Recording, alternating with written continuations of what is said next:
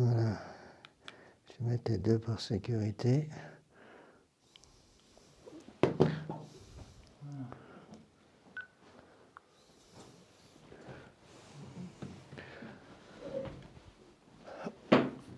Au nom du Père et du Fils et du Saint-Esprit, ainsi soit-il.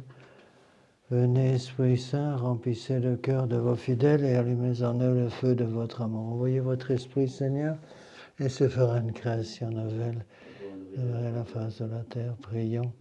Ô Dieu, qui avez daigné envoyer votre Esprit sur ce monde, donnez-nous par ce même Esprit de comprendre et d'aimer ce qui est bien, de jouir sans cesse de ces divines consolations, par le même Jésus-Christ notre Seigneur. Ainsi soit-il. Je vous salue Marie, pleine de grâce.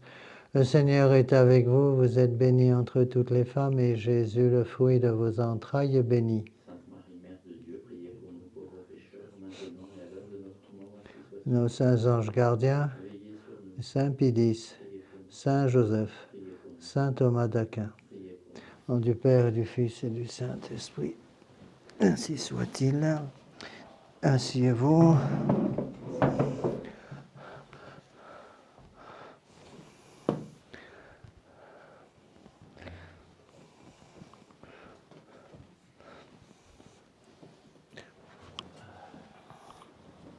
Oups. Alors, nous sommes toujours dans cette encyclique très importante du pape Léon XIII, Libertas de 1888. Monseigneur Lefebvre a aimé beaucoup cette encyclique, il nous en a très souvent parlé au séminaire, avec raison. Donc, sur la vraie et fausse liberté, sur la liberté humaine. Je vais vous donner un exemple que j'ai eu hier, en discutant avec quelqu'un, où mène une fausse conception de la liberté. La liberté, je vous ai déjà expliqué, c'est pas moi qui explique, c'est l'Église, hein, c'est le pouvoir de se mouvoir dans le bien. Donc on a bien vu ça dès le départ. La liberté n'a rien à voir avec le pouvoir de se mouvoir dans le mal. La liberté morale est essentiellement relative au bien. C'est la faculté de se mouvoir dans le bien. C'est-à-dire c'est le choix, le pouvoir que j'ai de choisir ce qui est mieux pour moi pour aller au ciel. Voilà, c'est la faculté, le choix des moyens pour atteindre une fin qui m'est imposée. Il faut absolument se mettre ça dans la tête. Parce qu'on a beaucoup de mal, on est infecté de libéralisme. D'accord ? Que ça vous plaise ou non, vous n'êtes pas libre de mourir ou de ne pas mourir. Que ça vous plaise ou non, vous n'êtes pas libre d'avoir une âme ou pas avoir d'âme. Que ça vous plaise ou non, votre âme va être séparée de votre corps. Que ça vous plaise ou non, votre âme va être jugée par Dieu. Que ça vous plaise ou non, vous allez devoir paraître devant le bon Dieu. Que vous y croyez ou vous n'y croyez pas. Que ça vous plaise ou non, il y aura un jugement à la fin des temps. Bon, c'est comme ça. Alors, je vais vous donner un exemple. C'est une personne qui m'a donné cet exemple, qui a des tas de problèmes juridiques de famille dans les tribunaux actuels pour les juges d'enfants. Ils disent maintenant que les enfants et les parents sont égaux. Donc, les parents n'ont plus aucune autorité sur les enfants. C'est ce qu'ils disent maintenant. Et donc, un enfant est libre de faire ce qu'il veut. À partir du moment où des parents obligent l'enfant à faire quoi que ce soit, c'est les parents qui ont tort. Par exemple, un enfant s'il y a des parents, c'est l'exemple que m'a donné cette personne, des parents qui obligent un enfant de 10 ans d'aller à la messe le dimanche, c'est déjà passible de condamnation dans les lois pénales d'aujourd'hui. Bon. Vous voyez un petit peu où on va, il y a des choses comme ça. Imaginez un enfant qui joue avec un couteau bouché grand comme ça, et donc il est libre. Alors si vous commencez à intervenir pour vous dire attention, pas question que tu joues avec ça parce qu'il va te couper, pénalement, on est presque responsable. On en arrive à des imbécilités énormes. Et c'est pour ça que le monde s'écroule. Il ne faut surtout pas lui donner une claque. Voilà, alors ça c'est encore pire, alors là n'en parlons pas. Donc, vous voyez, donc il faut revenir toujours aux mêmes choses. C'est pour ça que c'est certainement une des encycliques les plus importantes de Léon XIII. Et je dirais, c'est certainement aussi avec les grandes encycliques qu'on a déjà vues de condamnation du modernisme de Saint Pidis, la grande encyclique Quanta Cura, c'est vraiment fait partie des encycliques qu'il faut bien connaître. Bien connaître, voyez. Alors, rappelez-vous ce que j'ai déjà expliqué en utilisant le livre de Monseigneur Lefebvre. Encore une fois, je conseille beaucoup à tous ceux qui m'écoutent et qui veulent un peu travailler ces questions de vous procurer le livre le livre de Monseigneur Lefebvre, Ils l'ont découronné, qui explique bien ça. Monseigneur explique donc qu'il y a une liberté psychologique qui est le libre arbitre. Tous les hommes ont un libre arbitre. Et on n'est pas... c'est ce qui fait d'ailleurs la dignité radicale de la personne humaine. Ce libre arbitre fait qu'on n'est pas constamment mû par une nécessité. Encore une fois, j'ai toujours donné l'exemple de l'oiseau qui, au printemps, va commencer à faire son nid. Il va toujours faire son nid de la même façon, et chaque espèce d'oiseau fait son nid de façon différente, parce que c'est dans son instinct. Un oiseau n'a pas de libre arbitre. Nous, on en a un. Et donc, à cause de ce libre arbitre, on a une dignité radicale. Il y a une certaine dignité de la personne humaine qui vient justement de ce libre arbitre. Alors, le problème, c'est l'application, l'usage de ce libre arbitre. On peut utiliser ce libre arbitre pour le bien, mais on peut malheureusement aussi l'utiliser pour le mal. Dieu nous a donné un libre arbitre avec pour but que nous l'utilisions pour le bien. La liberté morale est essentiellement relative au bien. Rappelez-vous cette définition, on va en voir d'autres aujourd'hui, il y en a plusieurs dans le texte de l'encyclique de Léon XIII. La faculté de se mouvoir dans le bien, la faculté de pécher donc n'est pas une liberté mais une servitude. Bien se rappeler ça, c'est saint Thomas d'Aquin. Si je suis libre de perdre Dieu, si je suis libre de pécher et d'offenser Dieu, c'est en fait quelque chose de négatif, c'est pas quelque chose de positif. D'accord ? Donc la faculté de pécher est une servitude. Donc, la liberté consiste, dit le pape Léon XIII, en ce que, par le secours des lois civiles, nous puissions plus aisément vivre selon les prescriptions de la loi naturelle. Donc, on a un libre arbitre. Le problème, c'est de l'utiliser à bon escient. C'est pour ça que le bon Dieu nous a donné la loi naturelle, qui est l'application de la loi éternelle. Bon. La loi naturelle, elle est pour tous les hommes. Tous les hommes sont tenus par la loi naturelle. Il n'y a pas besoin d'être catholique pour savoir que je n'ai pas le droit d'étrangler quelqu'un, je n'ai pas le droit de voler, je n'ai pas le droit de prendre la femme de mon prochain, etc. Tout ça, c'est de la loi naturelle, qui est la participation ici-bas de la loi et de la loi éternelle. C'est la transcription de la loi éternelle de Dieu pour la vie de tous les jours. Bon. Donc la troisième liberté, c'est la liberté physique. Liberté physique. Et le problème, c'est que les gens modernes mélangent complètement le libre arbitre et la liberté physique. Est-ce que, encore une fois, je redonne toujours les mêmes exemples, mais j'ai remarqué qu'il y a beaucoup de confusion, même dans l'âme de nos fidèles, sur ce problème de la liberté. Parce que les gens ont tellement été, si vous voulez, subjugués par les idées modernes, qu'ils pensent que la liberté, c'est le droit de faire ce que je veux. Mais non, c'est pas ça la liberté. En fait, si vous êtes libre de faire ce que vous voulez, vous êtes dans un état de servitude. D'accord ? Bon, l'exemple classique qu'on peut prendre, imaginez quelqu'un qui s'est habitué avec le temps à boire 2 bouteilles de whisky tous les soirs. Tous les soirs, il boit ces 2 bouteilles de whisky. Est-ce qu'il est libre de boire ces 2 bouteilles de whisky ? Physiquement, oui. Est-ce qu'il a la liberté physique de prendre ces 2 bouteilles de whisky ? Je ne peux pas l'empêcher d'aller acheter au magasin 2 bouteilles de whisky tous les soirs et de s'enfiler ces 2 bouteilles de whisky tous les soirs. Bon. Il n'est pas obligé de le faire, puisqu'il est un homme, il a donc un libre arbitre. Le problème, encore une fois, c'est l'application de ce libre arbitre. S'il a une liberté morale qu'il utilise pour se mouvoir dans le mal, c'est-à-dire de boire ces 2 bouteilles de whisky tous les soirs, eh bien, il va se détruire. Donc c'est une mauvaise chose pour lui. Donc c'est ça qu'il faut absolument arriver à se mettre dans la tête, c'est que le bon Dieu nous a donné une liberté pour pouvoir se mouvoir dans le bien. Et c'est là la raison pour laquelle on a tellement de difficultés actuellement, parce que une société normalement constituée est une société qui va aider les gens de la société à se mouvoir dans le bien. Actuellement, en France, c'est clair et net, c'est certainement un des pays où c'est le plus net actuellement. La France est en train de devenir une gigantesque poubelle, c'est en train de devenir, il faut bien dire ce qu'il y a, la France est devenue, à mon avis, déjà en grande partie un pays du tiers-monde. J'ai connu les pays du tiers-monde, il y a plus de pagaille en France maintenant qu'un pays du tiers-monde. Hein.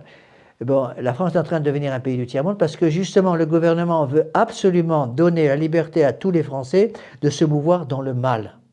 Ils sont libres de se mouvoir dans le mal. On n'a jamais reçu une liberté de Dieu pour se mouvoir dans le mal. On se meut dans le bien. Alors, je vais reprendre les textes je vous ai déjà expliqué comment je travaille. Quand j'utilise une encyclique, je souligne en rouge les grands textes, les points clés. Je vais vous les relire pour qu'on puisse raccrocher les wagons à la locomotive, savoir où on en est. Je vous lis les textes, les parties fondamentales de l'encyclique. Bon. Donc, la liberté naturelle. Cette liberté, le jugement et le sens commun, donc c'est le pape Léon XIII qui parle, 1888, Libertas Praestantissimum, c'est le nom de l'encyclique. Cette liberté, le jugement et le sens commun de tous les hommes qui certainement est pour nous la voie de la nature, ne la reconnaissent qu'aux êtres qui ont l'usage de l'intelligence et de la raison. Et c'est en elle que consiste manifestement la cause qui nous fait considérer l'homme comme responsable de ses actes. À cause de ce libre arbitre, l'homme est responsable de ses actes. Donc, la liberté, nous dit Léon XIII, c'est la faculté de choisir entre les moyens qui conduisent à un but déterminé. Je dois aller à un but, cette fin n'est pas quelque chose que je peux choisir, que ça me plaise ou non, je vais mourir, que ça me plaise ou non, je vais paraître devant Dieu un jour. Vous y croyez ou vous y croyez pas, c'est complètement égal. De toute façon, c'est comme ça. Bon. Donc, j'ai le choix des moyens pour atteindre la fin. Que ça me plaise ou non, je vais être jugé par Dieu. Si j'ai compris cette chose-là, je vais faire attention de vivre en suivant sa loi pour pouvoir aller au ciel après ma mort. Mais malheureusement, à cause de mon libre arbitre, j'ai malheureusement le pouvoir physique, je dirais, de désobéir à la loi de Dieu et donc de choisir un moyen qui m'empêche d'atteindre la fin pour laquelle je suis créé. D'accord ? Le libre arbitre, donc, dit le pape Léon XIII, est le propre de la volonté même, en tant que dans ses actes, elle a la faculté de choisir. Étant donc admis que la liberté réside dans la volonté, laquelle est de sa nature un appétit obéissant à la raison, il s'ensuit qu'elle-même, comme la volonté, a pour objet un bien conforme à la raison, conforme à notre intelligence. Bon. Il ne faut pas oublier encore une fois, ça c'est deux définitions essentielles. C'est-à-dire, quel est l'objet propre de l'intelligence et qu'est-ce que c'est que la liberté? Liberté, encore une fois, le choix, le pouvoir que j'ai de choisir le meilleur moyen pour atteindre une fin qui m'est imposée.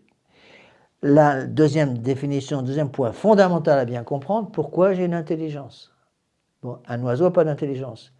Même s'ils font des nids de façon très sophistiquée, ce n'est pas une intelligence, c'est un instinct que Dieu leur a donné, que ça leur plaise ou non, au printemps, ils construisent toujours le nid de la même façon. D'accord ? Nous, on a une intelligence.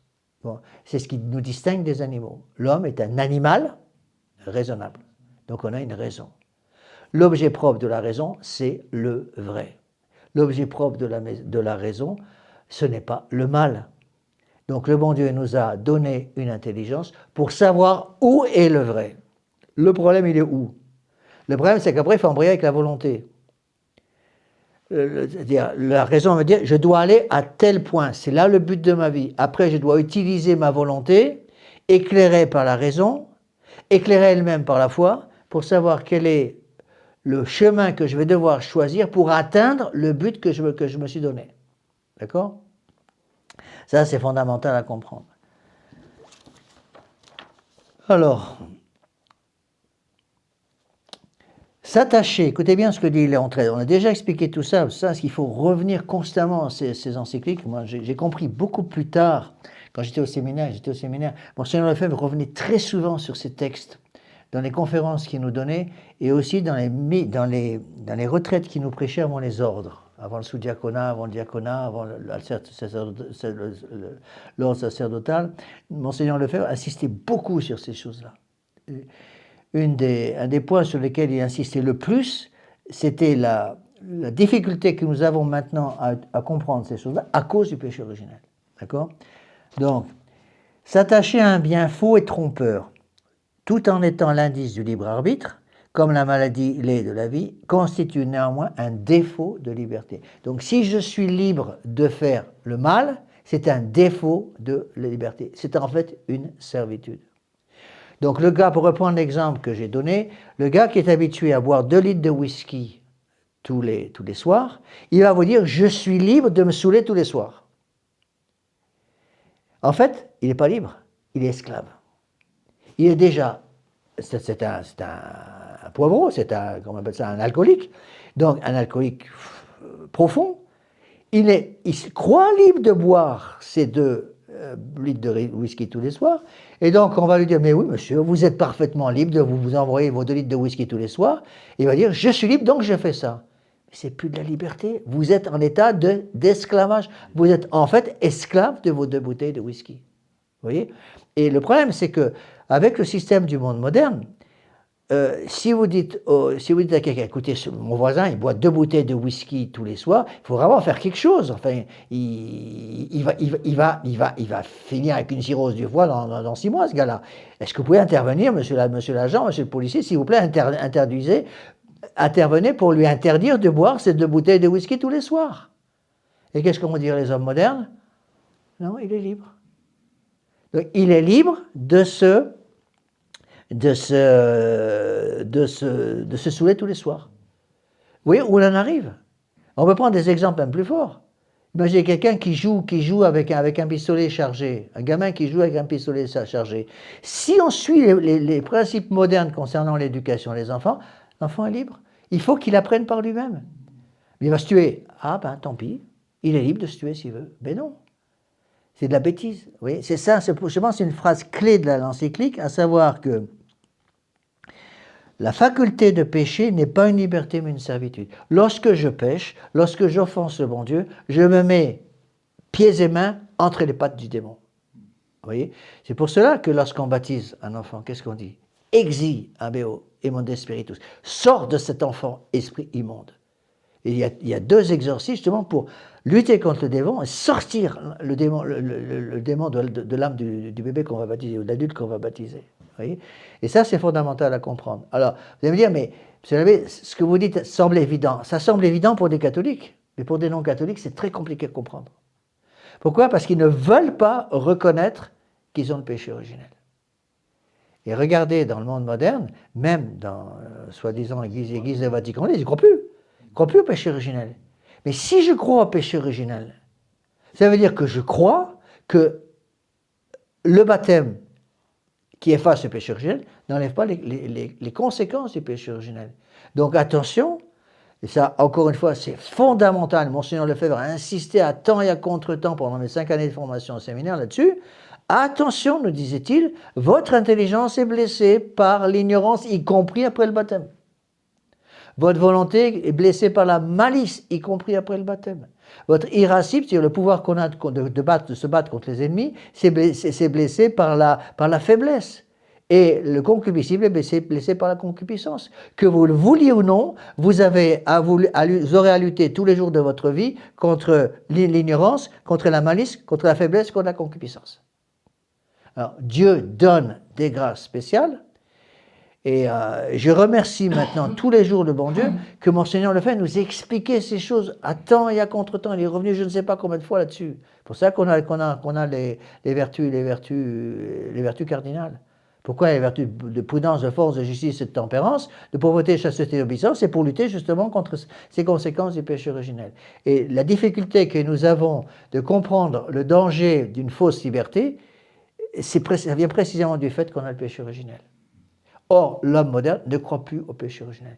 Donc, si l'homme moderne ne croit plus au péché originel, donc l'homme est bon. Et on tombe sur les idées de Rousseau, de Diderot, et la philosophie des Lumières juste avant la Révolution française, du XVIIIe siècle. Donc, ces philosophies qui disent l'homme est bon, c'est la théorie du bon sauvage. L'homme est bon, et c'est la société qui le corrompt. Mais non, l'homme n'est pas bon, parce que, justement, nous avons en nous une faculté de péché à cause du libre arbitre. Et donc, puisque j'ai une faculté de péché, je suis esclave du démon. Donc, j'ai besoin d'être baptisé, et même le baptême, ça ne suffit pas, sauf pour les bébés qui meurent juste après le baptême. Le baptême est insuffisant, parce que même après le baptême, j'ai toujours ces 4 conséquences du péché originel, qu'on appelle les blessures du péché originel, et donc je vais avoir besoin de la confession, je vais avoir besoin de la communion, je vais avoir besoin de la vie de pénitence, je vais avoir besoin de la vie de prière pour lutter contre ces conséquences. Sinon, je vais me faire manger tout cru par le démon. Et donc les gens modernes nous parlent de liberté à longueur de journée, ils ne se rendent même plus compte qu'ils sont devenus esclaves du démon, parce que la liberté de péché est une servitude. Donc le gars qui, pour reprendre les exemples que je viens de donner, le gars qui s'est habitué à boire ses 2 litres de whisky tous les soirs, en fait, c'est devenu un esclave. Il ne s'en rend même pas compte. Et le pire de tout, c'est d'être dans l'esclavage et de croire qu'on est dans la liberté. Et ça, c'est le gouvernement actuel. Ils nous font nous mouvoir dans le mal en nous faisant croire qu'on est libre de le faire. Vous voyez? Alors, je continue. Les textes de Léon XIII qu'on a déjà vus, je ne relis pas tout l'encyclique, ça serait beaucoup trop long. Où est-ce que j'en suis là? On est là. Donc l'homme doit être soumis à la loi précisément parce qu'il est libre par nature. Donc Dieu nous donne une loi naturelle qui est la transcription ici-bas de la loi éternelle pour nous aider à aller au ciel. La loi, voilà ce que dit le pape Léon XIII, on avait vu ça au dernier cours. La loi naturelle n'est autre chose que la loi éternelle gravée dans les êtres doués de raison et les inclinant vers l'acte et la fin qui leur conviennent, et celle-ci n'est en elle-même que la raison éternelle du Dieu créateur et modérateur du monde. Vous voyez ? Le problème, c'est que la loi naturelle aujourd'hui, à force de vivre dans le péché, la loi naturelle finit par s'estomper. Elle ne va pas disparaître complètement, elle va finir par s'estomper. Vous voyez? Et on en arrive à, donne un exemple, on arrive parfois à voir des gens, surtout des gens qui ont passé, par exemple, ça arrive régulièrement d'avoir des gens, parfois qui viennent en retraite, des hauts graciens, qui ont passé 50, 60, 70 ans sans confession, sans communion, loin du bon Dieu. Ils sont contaminés, mais je dirais jusqu'au moelle, jusqu'à la moelle, quoi. C'est très très difficile à essayer de leur faire comprendre. Attention, la liberté de péché est une servitude. Donc, vous voulez retrouver votre liberté? Vous êtes un esclave, monsieur. Et je suis libre. Non, monsieur, vous êtes esclave. Parce que vous buvez vos deux bouteilles de whisky tous les soirs. Mais je suis libre. Vous êtes libre d'offenser Dieu, mais vous êtes devenu un esclave. Vous êtes libre, monsieur, de vous donner pieds et mains liés entre les pattes du démon. C'est ce que vous avez fait. Bon, première chose à faire, c'est donc arriver à lui faire comprendre qu'il est en fait en état de servitude. Il est esclave du démon avec ses 2 bouteilles de whisky tous les soirs. Donc qu'est-ce qu'on va essayer de faire?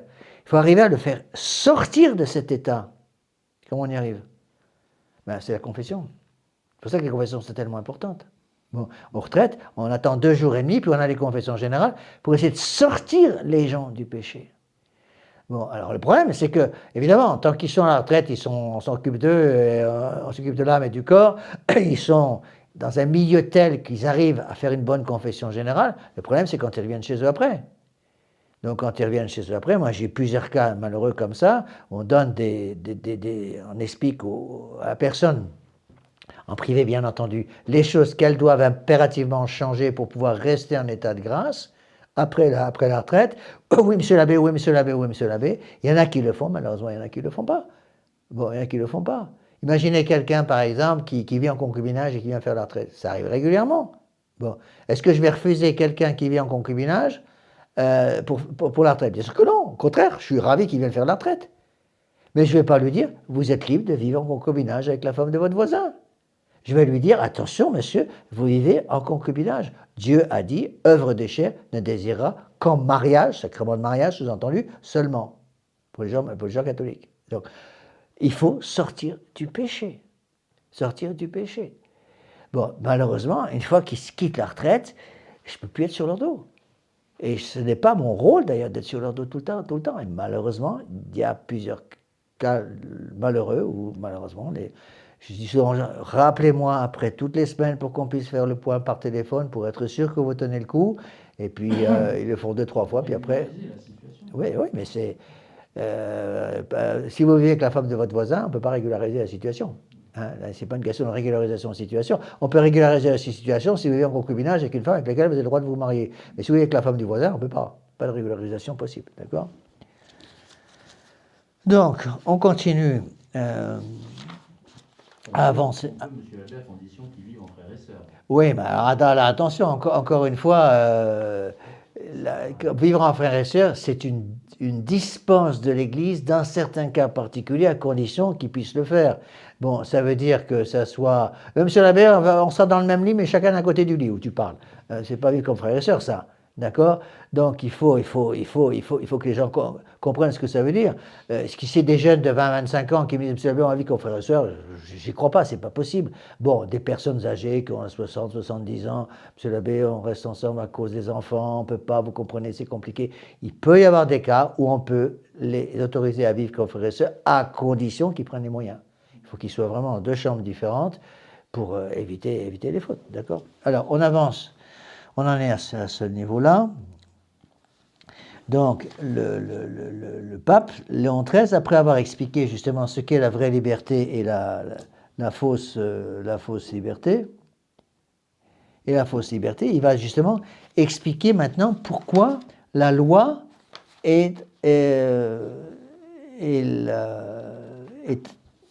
va aider la loi naturelle. Les lois, même civiles, devraient aider les gens à se mouvoir dans le bien. D'accord? Alors, ça devient de plus en plus compliqué, il faut bien avouer ce qui est, parce qu'actuellement en France, ils sont en train non seulement de détruire tout ça, mais avec les peines de délit pour entrave à la liberté, ça devient de plus en plus difficile. Hein. Vous savez que maintenant, ils sont en train d'autoriser, par exemple, il y a un délit en France, non seulement vous pouvez couper en morceaux le fruit de vos entrailles, l'enfant dans le sein de sa mère, mais si vous essayez de déconseiller à quelqu'un de faire un avortement, vous pouvez aller en prison maintenant. Parce qu'ils vont dire c'est délit d'entrave à l'avortement.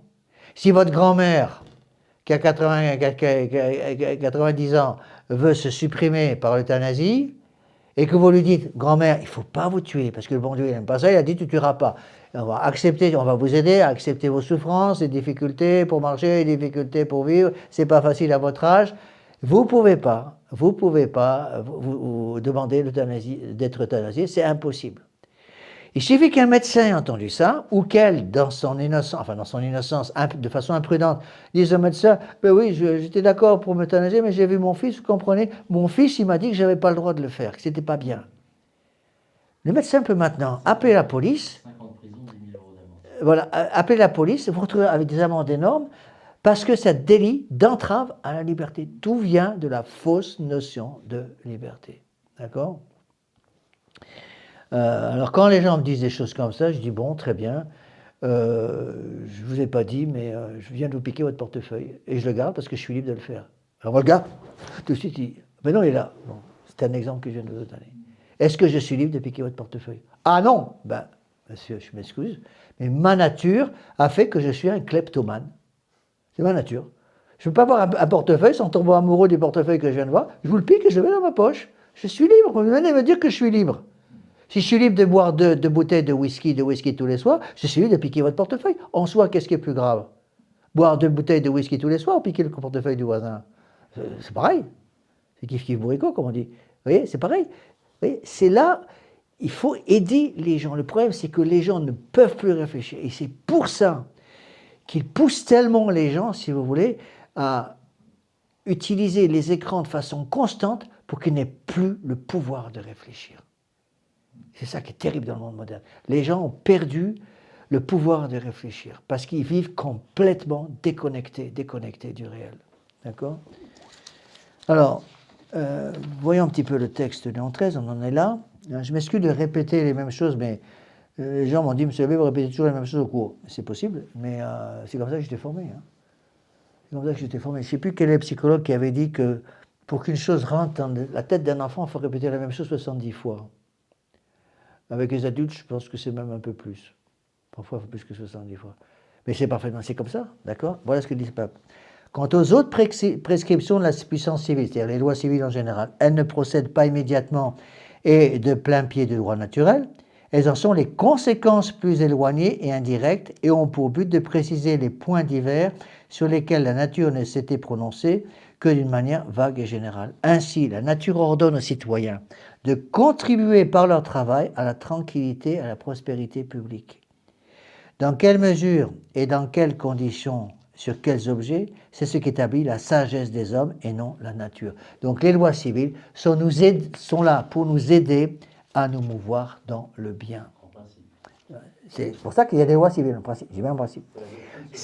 Mais oui, si les lois civiles nous poussent à nous mouvoir dans le mal, elles deviennent à ce moment-là des lois dangereuses. Bon.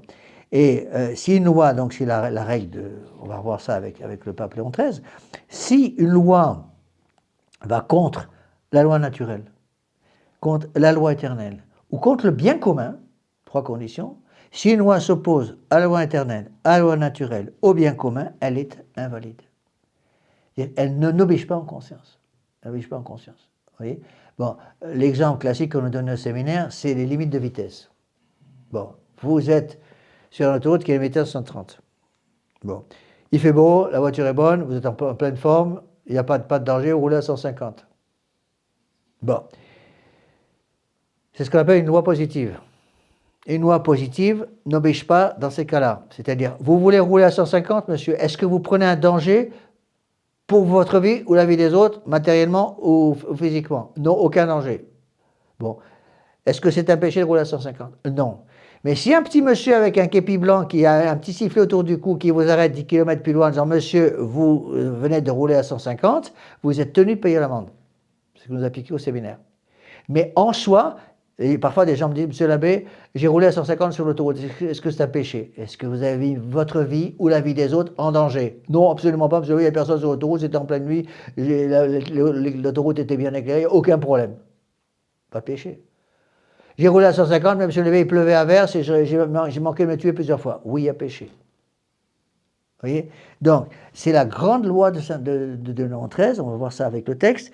Si une loi va contre la loi naturelle, la loi éternelle ou le bien commun, elle est invalide de plein droit. D'accord? Bon, c'est le cas, évidemment.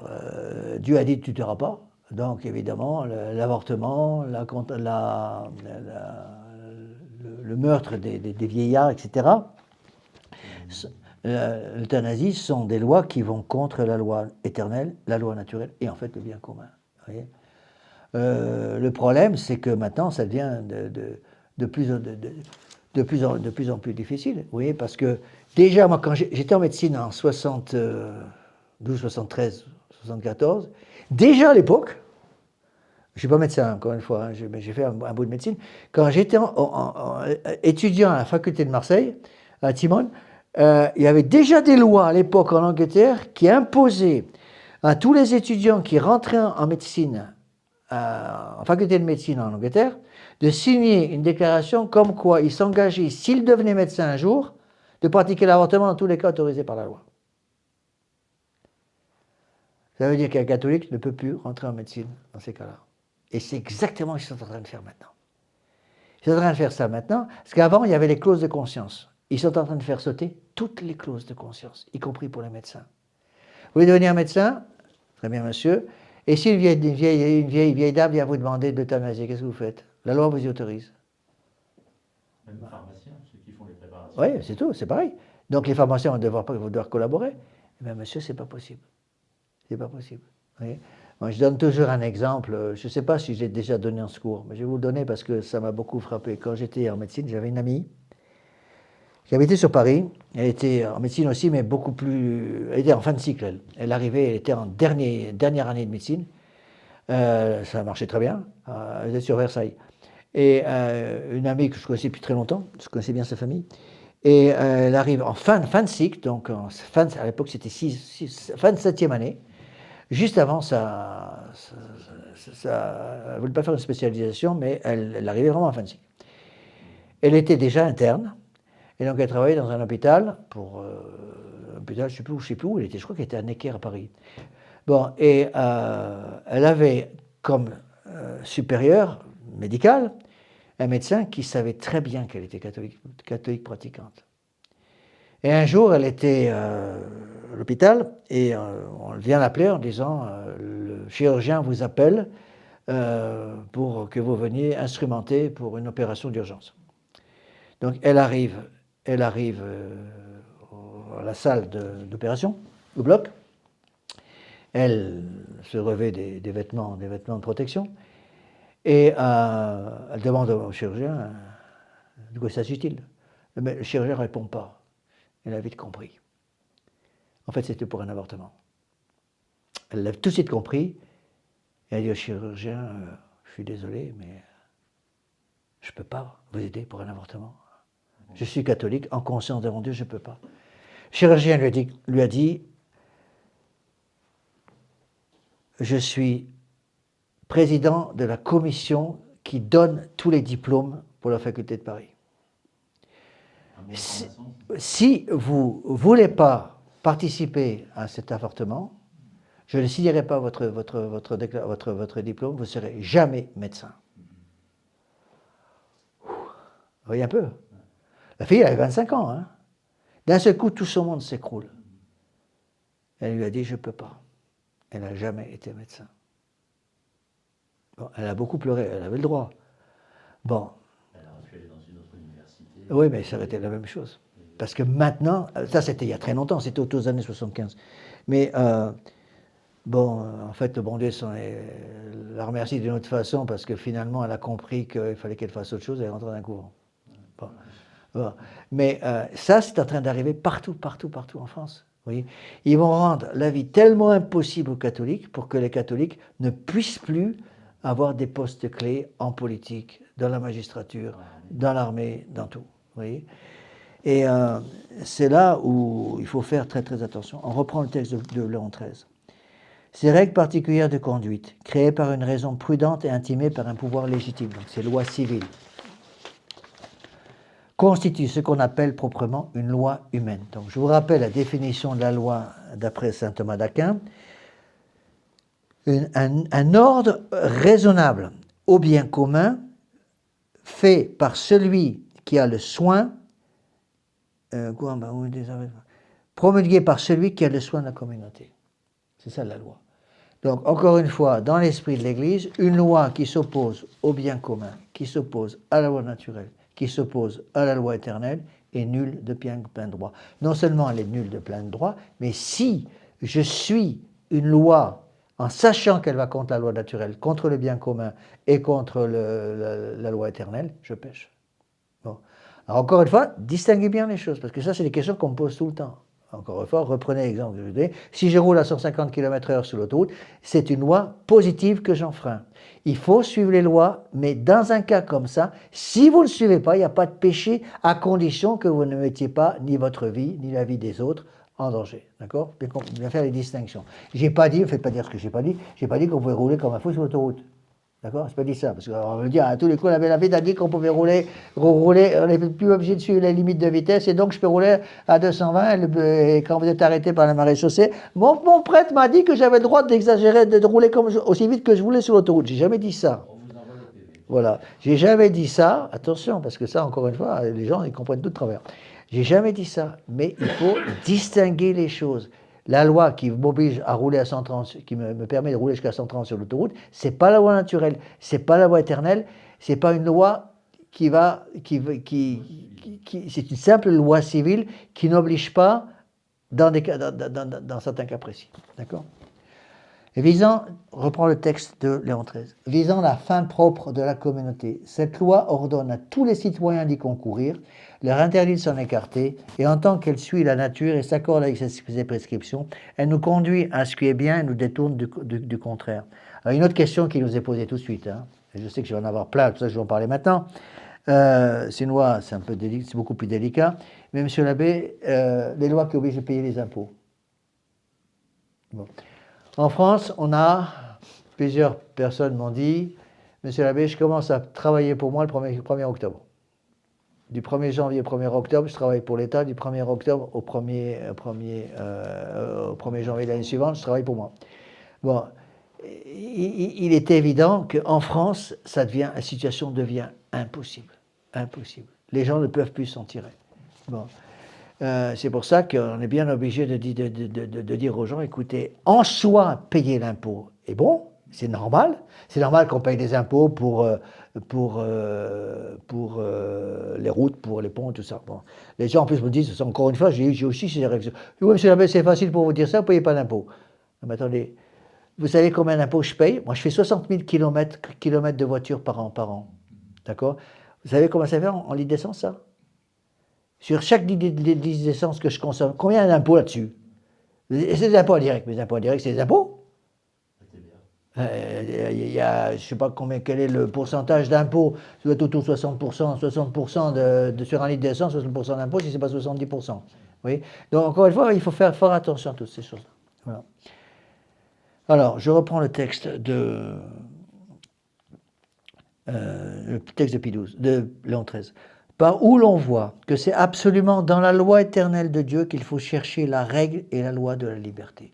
Donc la liberté est directement sous-tendue en quelque sorte à la loi éternelle de Dieu. Non seulement pour les individus, mais aussi pour les sociétés humaines. Parce que les sociétés humaines sont aussi dépendantes de Dieu. Alors là, c'est là où on voit que la catastrophe vient d'où? La catastrophe vient du laïcisme. Les gens me disent tout le temps, ça aussi encore c'est des réflexions que j'ai régulièrement, quelqu'un qui m'a dit, vite il est plein de haine, parce que j'avais dit hors de l'église catholique plein de salut, donc je suis plein de haine. Le problème c'est que notre Seigneur Jésus-Christ, c'est lui-même qui l'avait dit. Bon, quand notre Seigneur Jésus-Christ dit celui qui croit et sera baptisé sera sauvé, celui qui ne croit pas sera condamné. C'est de la haine ça ou c'est quoi? C'est Dieu qui le dit lui-même. Il le dit pourquoi? Parce qu'il veut sauver les âmes. Bon, c'est pareil pour nous, vous voyez. Et donc il faut faire un petit peu attention à ça, d'accord?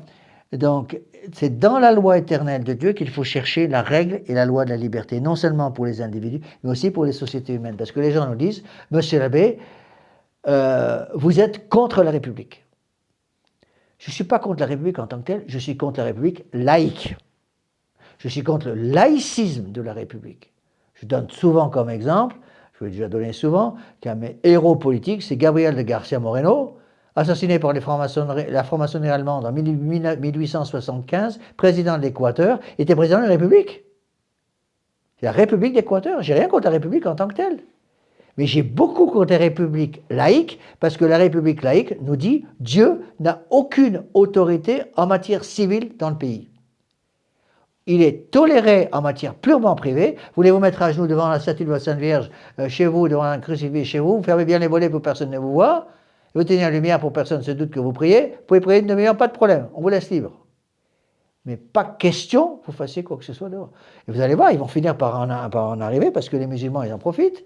Et évidemment, avec l'islamisation de la société, ils vont arriver, avec le gouvernement suit tous ces trucs-là, ils vont finir, maintenant ça va arriver, par interdire, par dire toute présence de crucifix sur la voie publique va contre le laïcisme et la séparation de l'Église et de l'État. Ils vont commencer par supprimer toutes les croix de nos chemins. Ils le font déjà avec des statues qui déplacent.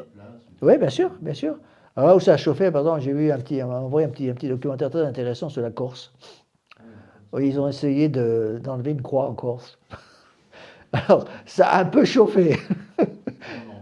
Ils ont fait exprès d'en mettre partout. Alors là, ça a chauffé sec. Mais tous les gens étaient au pied de la croix et on dit aux policiers, vous ne touchez pas la croix. Hein. Touchez pas la croix. Ici, en Corse, on ne touche pas aux croix. Parce que ça fait partie. Bon, il a donné une mauvaise raison. Il a dit ça fait partie de notre culture. Bon, c'est vrai que ça fait partie de la culture. Enfin, c'est plus qu'une culture. Hein. C'est partie de notre religion. D'accord? Donc la loi éternelle, c'est dans la loi éternelle, c'est une phrase clé de Léon XIII, c'est dans la loi éternelle de Dieu qu'il faut chercher la règle et la loi de la liberté. Non seulement pour les individus, mais aussi pour les sociétés humaines. Donc, où est-ce que j'en suis ? Dans une société d'hommes, la liberté digne de ce nom ne consiste pas à faire tout ce qui nous plaît. C'est Léon XIII qui parle. Ce serait dans l'État une confusion extrême. Un trouble qui aboutirait à l'oppression. Là, une phrase clé, une des plus importantes de l'encyclique. La liberté consiste en ce que, par le secours des lois civiles, nous puissions plus aisément vivre selon les prescriptions de la loi éternelle. Autre définition de la liberté, il en donne plusieurs. Elle est magnifique, c'est là. Avec le secours des lois civiles, donc les lois civiles doivent m'aider à vivre selon les prescriptions de la loi éternelle. Sous-entendu, si les prescriptions des lois civiles s'opposent à la loi éternelle, ou on verra plus tard, s'opposent à la loi naturelle, ou s'opposent au bien commun, je ne peux pas les suivre, parce que sinon, je pêche tout simplement, j'offense le bon Dieu. Rappelez-vous, tous les 14 millions de martyrs des premiers siècles hein, de l'histoire de l'Église, qu'est-ce qu'on leur demandait ? Prenez une cuillère d'encens et vous mettez l'encens sur des charbons brûlants qui sont devant la statue de Jupiter ou de Mars ou de Vénus ou de je ne sais pas qui. C'est tout ce qu'on vous demande. Vous faites ça, pas de problème. Et on vous couvre d'or. Vous ne faites pas au lion. 14 millions de martyrs. 14 millions de martyrs. Vous voyez ? Alors le problème, c'est qu'aujourd'hui, c'est des choses très importantes à comprendre. Donc, de la première persécution, Néron, 67, jusqu'à la dernière, Dioclétien, 313, 14 millions de martyrs, d'après Darras. 14 millions de martyrs, c'est énorme. D'accord? Bon. Et il y a eu tous ces martyrs à l'époque, parce que le démon travaillait justement pour essayer d'abattre le christianisme. Bon. Le problème, c'est que les persécutions physiques qui étaient suscitées par le gouvernement de l'époque contre les catholiques a fait 14 millions de martyrs. Les 14 millions de martyrs, ils sont passés directement de l'estomac du lion au ciel. Bon. Le démon a un peu raté son coup, c'est moins qu'on puisse dire. Bon. Et l'Église a toujours enseigné, le sang des martyrs a été une semence de chrétienté. Le démon a compris qu'il avait fait une erreur. Parce qu'il a fait ça pour lutter contre le christianisme. Non seulement il a raté son coup parce qu'il y a eu 14 millions de personnes qui sont montées au ciel direct, mais en plus de ça, il y a, à cause des miracles qui ont été faits, des miracles extraordinaires qui ont été faits à ce moment-là, il y a le christianisme qui s'est développé partout. Et au moment où le premier empereur romain Constantin s'est converti, grâce à l'influence de sa mère, Sainte Hélène, eh bien, ça a été l'explosion du christianisme dans le monde entier. Le démon a compris ça. Et maintenant, il a compris que les persécutions physiques provoquent des martyrs qui vont au ciel. C'est un mauvais choix. Donc il fait maintenant des persécutions psychologiques. Rendre presque impossible aux âmes des gens modernes de se mouvoir dans le bien. C'est-à-dire, c'est ce que disaient les francs-maçons du 19e, qu'ils respirent le vice par tous les pores de leur peau. C'est les textes qui avaient été publiés par le pape Léon. Voilà. Détruire la femme, puisque c'était la fameuse phrase des francs-maçons, pour détruire l'Église, il faut détruire la femme, comme on ne peut pas la détruire, on va la corrompre. Mais c'est ça, qui respirent le vice par tous les pores de leur peau. Et c'est ça le drame actuellement. Et le démon l'a compris qu'en faisant ça, en fait, il y avait très peu de gens qui allaient donner leur vie pour notre Seigneur Jésus-Christ, et par contre, il y allait avoir des millions d'apostats. L'apostasie emmène les gens en enfer, c'est ce qu'il veut. Vous voyez, voilà. Et c'est beaucoup plus pénible parce que les gens parfois me le disent, je comprends ce que les gens me disent, vous savez, finalement le martyr, bon, c'était un seul quart d'heure à passer, c'est vrai, mais enfin au bout d'un quart d'heure, on est au ciel. Tandis que maintenant, c'est jour après jour, jour après. Il y a des jeunes qui me disent, vous savez, j'en peux plus. J'en peux plus, je peux même plus sortir dehors sans être obligé de regarder mes doigts de pied surtout pendant l'été, à cause de l'atelier général des femmes, par exemple. Ils me disent, monsieur l'abbé, j'en peux plus, je ne peux plus vivre comme ça. Eh bien, le bon Dieu donnait des grâces spéciales aux martyrs de l'époque pour se faire manger par un lion avec un grand sourire, de la même façon qu'il va nous donner à nous catholiques aujourd'hui des grâces spéciales pour arriver à tenir le coup dans le monde moderne malgré toutes les persécutions psychologiques à laquelle nous sommes assujettis. D'accord ? Donc je vous répète cette phrase clé de Saint-Pédis, de Léon XIII, pardon. La liberté consiste en ce que, par le secours des lois civiles, nous puissions plus aisément vivre selon les prescriptions de la loi éternelle. Et c'est cette citation qui est utilisée par Monseigneur Lefebvre dans son livre. Vous voyez, voilà ce qu'il disait. Au contraire, bien guidé par la loi, ça c'est Monseigneur Lefebvre qui parle, canalisé contre de précieux garde-fous, la liberté atteint sa fin. Voici ce que disait le pape Léon XIII. La condition de la liberté humaine étant telle, il fallait une protection, il fallait des aides et des secours capables de diriger tous ces mouvements vers le bien et de détourner du mal, ce qu'on vient de lire. Sans cela, la liberté eût été pour l'homme une chose très nuisible. D'abord, il fallait une loi, c'est-à-dire une règle de ce qu'il faut faire ou ne pas faire, qui lui était nécessaire. Et Léon XIII conclut son exposé par cette admirable définition, dit Monseigneur Lefebvre, que j'appellerais plénière de la liberté. Donc il considère ça comme une définition plénière. Dans une société d'hommes, la liberté digne de ce nom ne consiste pas à faire tout ce que nous plaît. Ce serait dans l'état une confusion extrême et un trouble qui aboutirait à l'oppression. La liberté consiste en ce que, par le secours des lois civiles, nous puissions plus aisément vivre selon les prescriptions de la loi éternelle. Vous avez compris ça et tout compris. En fait, toute l'encyclique de Léon XIII tourne autour de cette définition. Tourne autour de cette définition. D'accord ? Alors, je continue le texte, pour avancer un peu quand même. Et pour ceux qui gouvernent, la liberté n'est pas le pouvoir de commander au hasard et suivant son bon plaisir. Ce serait un désordre au moins grave et souverainement pernicieux pour l'État, mais la force des lois humaines consiste à ce qu'on les regarde comme une dérivation de la loi éternelle. Oui, toujours les mêmes choses. La loi éternelle, la loi naturelle, le bien commun. Dérivation de la loi éternelle, et qu'il n'ait aucune de leurs prescriptions qui n'y soit contenue, comme dans le principe de tout droit. Saint Augustin dit avec une grande sagesse, « Je pense que vous voyez bien aussi que dans cette loi temporelle, il n'y a rien de juste et de légitime que les hommes ne soient allés puiser dans la loi éternelle. Supposons donc, écoutez cette phrase qui est capitale, supposons donc une prescription, là c'est Léon XIII qui parle, supposons donc une prescription d'un pouvoir quelconque, une loi par exemple, qui serait en désaccord avec les principes de la droite raison et avec les intérêts du bien public, et elle n'aurait aucune force de loi, parce que ce ne serait pas une règle de justice et qu'elle écarterait les hommes du bien pour lesquels la société a été formée. Vous voyez, donc Léon XIII parle bien des trois points, loi éternelle, loi naturelle, bien commun. Non. Si une loi civile s'écarte de la droite raison, loi naturelle, ou de Dieu, loi éternelle, ou du bien public, bien commun, les intérêts du bien public, c'est bien commun, eh bien, elle est nulle. Absolument nulle. Ah oui, le problème, c'est... Ben oui, je sais bien. Attention, vous êtes obligé de la respecter sur certaines choses. Si on vous demande si la loi vous interdit, par exemple, de conseiller à votre grand-mère de ne pas s'euthanasier, ben vous n'avez pas le droit de suivre comme ça, dans les conseils intimes que vous leur donnez. Bon, on a le droit de se protéger, de lui dire de toute façon, en disant fais attention, on ne va pas répéter ça à tout le monde. Bon, il y a du bon sens qui arrive. Mais c'est sûr que ça devient de plus en plus impossible. De plus en plus impossible, vous voyez.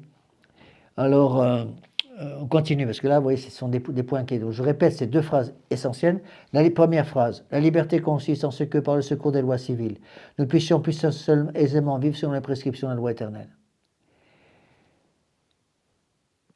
Si une prescription d'un pouvoir quelconque, qui serait en désaccord avec les principes de la loi, de la droite raison, ou avec les intérêts du bien public, elle n'aurait aucune force de loi, parce que ce ne serait pas une règle de justice, et qu'elle écarterait les hommes du bien pour laquelle la société était formée. La société a pour but de monter les hommes vers le ciel. D'accord? Alors, je continue. Et ça, c'est une des pages clés. Il y a beaucoup de choses très importantes dans cette encyclique. Je l'avais pas lu depuis longtemps, cette encyclique. Je l'avais déjà lu, étudié au séminaire, puis je l'avais relu depuis. Mais je l'avais pas lu depuis longtemps et j'étais frappé. Ça me frappe plus que la première fois où je l'avais lu, de l'importance de cette encyclique. On continue le texte de Léon XIII. Par sa nature donc, et sous quelque aspect qu'on la considère, soit dans les individus, soit dans la société, et chez les supérieurs non moins que chez les subordonnés, la liberté humaine suppose la nécessité d'obéir à une règle suprême et éternelle. Donc, pas de liberté sans loi.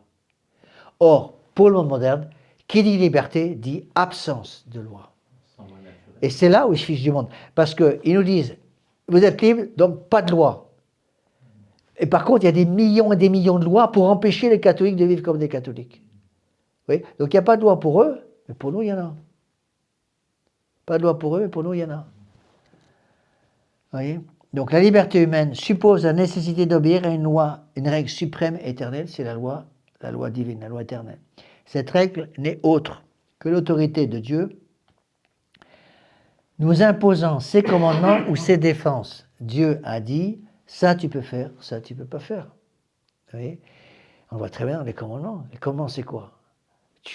Un seul Dieu, tu adoreras de tout ton corps, toute ton âme, tout ton esprit. Premier commandement. Et tu n'auras pas d'autre Dieu en ma présence. Premier commandement. D'accord? Vous voyez, on voit très bien les choses positives. Les commandements de Dieu, c'est comme ça. Une partie positive et une partie négative. D'accord?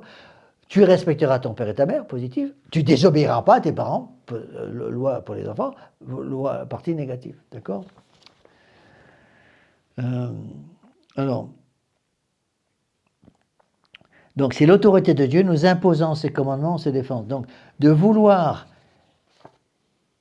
donner la liberté aux gens sans règles, c'est une absurdité.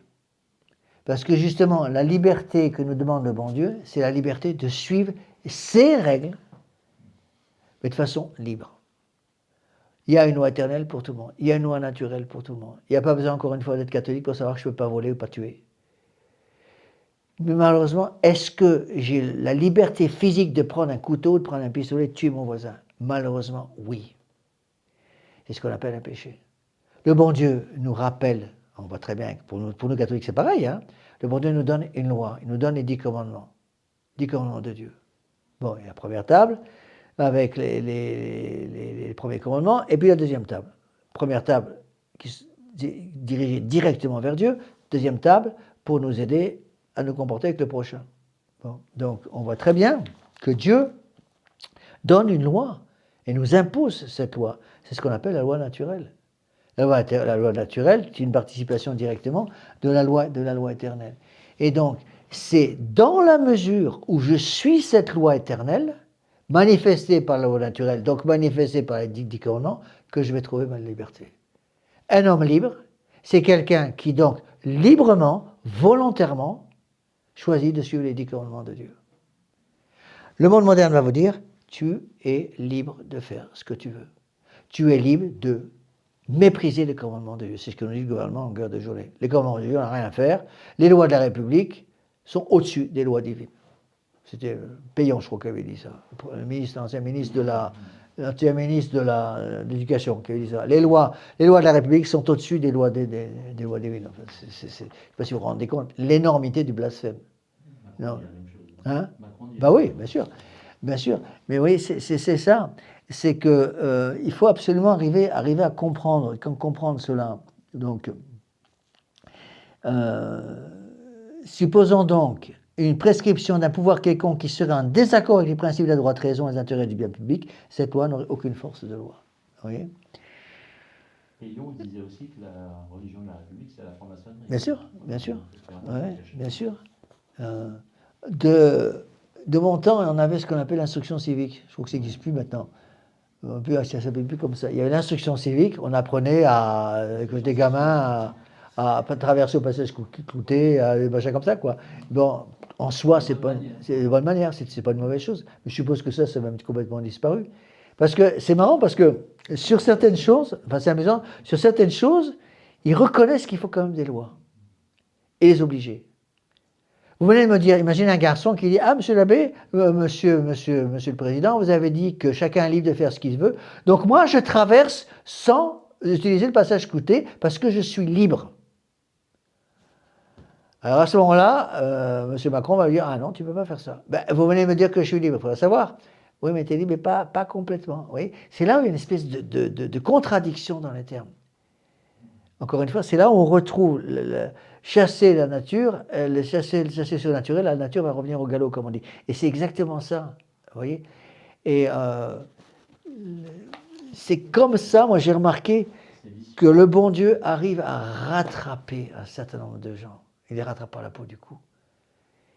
Il les rattrape par la peau du cou parce qu'on a tellement dit aux gens, vous êtes libres, vous êtes libres, vous êtes libres, bon, surtout dans les péchés contre nature.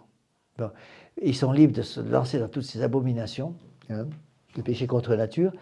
Et beaucoup de gens, évidemment, donc, ils sont libres de se mettre en ménage et tout ça. Ils font ça, et puis au bout d'un certain temps, tout s'écroule dans leur vie. Tout s'écroule dans leur vie parce que ils se mettent à la colle, comme ils disent, au bout de 2 ans, puis ça explose en plein vol. On se remet à la colle avec quelqu'un d'autre, ça explose encore au bout de 2 ans. Ils se remettent encore avec une troisième bonne femme, ça explose encore au bout de 3-4 ans. Et puis, au bout d'un certain temps, quand ils arrivent souvent à la quarantaine, ils s'assoient et disent, mais qu'est-ce qui me reste? J'ai tout perdu. J'ai perdu l'amour de la première femme, j'ai perdu l'amour de la deuxième femme, j'ai perdu l'amour de la troisième. Qu'est-ce qui me reste? Rien, j'ai plus rien. Et à ce moment-là, le bon Dieu peut arriver à travailler. Et on a des cas comme ça de gens qui, à ce moment, nous téléphonent en disant, monsieur l'abbé, voilà, je ne me suis pas confessé depuis 20 ans, 30 ans, 40 ans, 50 ans, 60 ans, je ne sais pas. Est-ce que je peux venir vous voir? Bon, et puis on aide, et par la confession, on remonte les gens à ce moment-là vers le bon Dieu. Vous voyez, c'est comme ça que les choses se passent. Vous voyez?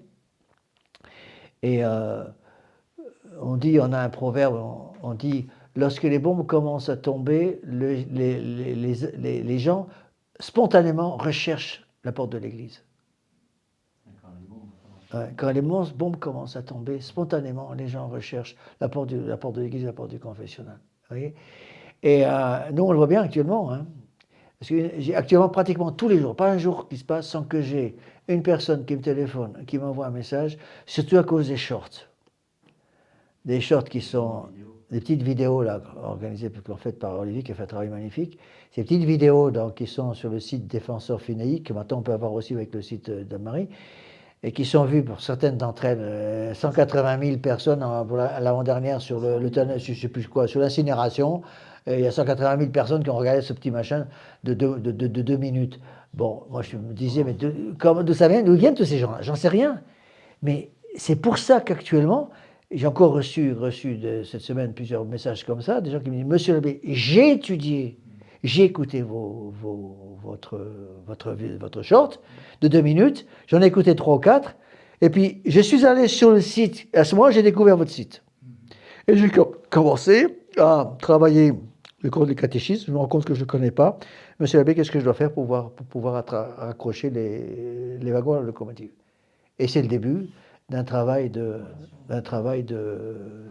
conversion. Ça passe par la confession. Vous voyez. Et du coup, les gens cherchent. Hein. Là, c'est quand c'est hier à 10h du soir, non, 9h du soir, j'ai reçu une invitation de retraite. Notre première retraite, la retraite du mois de mai. Une personne m'envoie un message, je ne peux pas venir à la retraite, je ne sais pas quoi, c'est ses raisons. Je ne veux pas venir à la retraite. Dans la demi-heure qui a suivi, j'avais de nouveau rempli la retraite. Hein.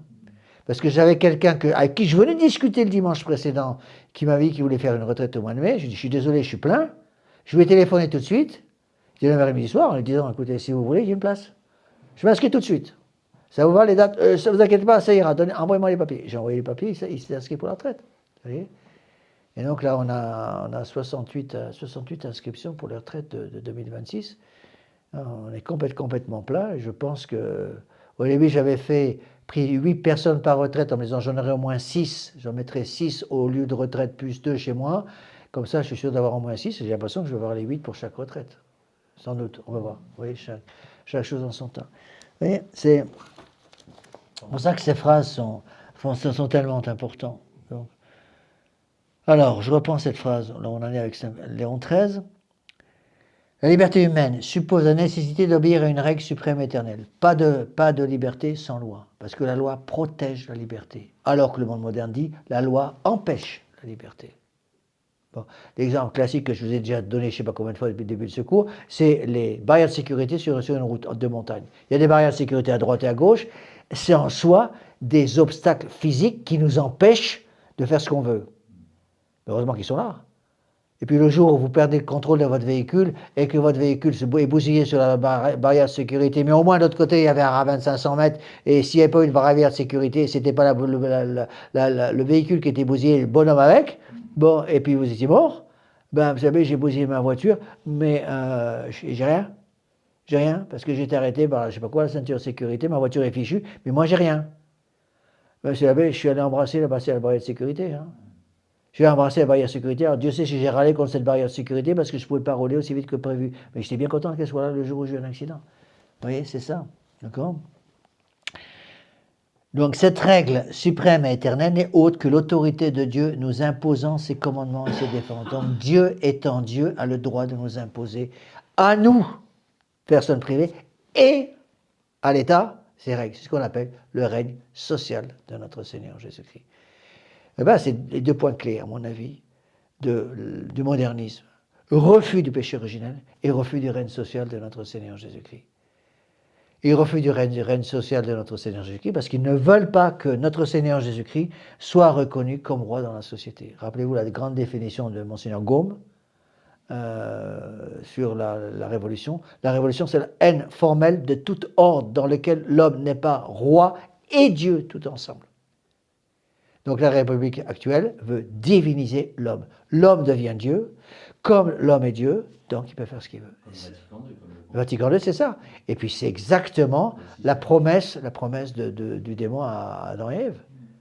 Vos yeux s'ouvriront, vous ne mourrez pas, vous deviendrez comme des dieux, et parce que vous devenez comme des dieux, c'est vous qui allez décider ce qui est bien et ce qui est mal. Vous voyez ?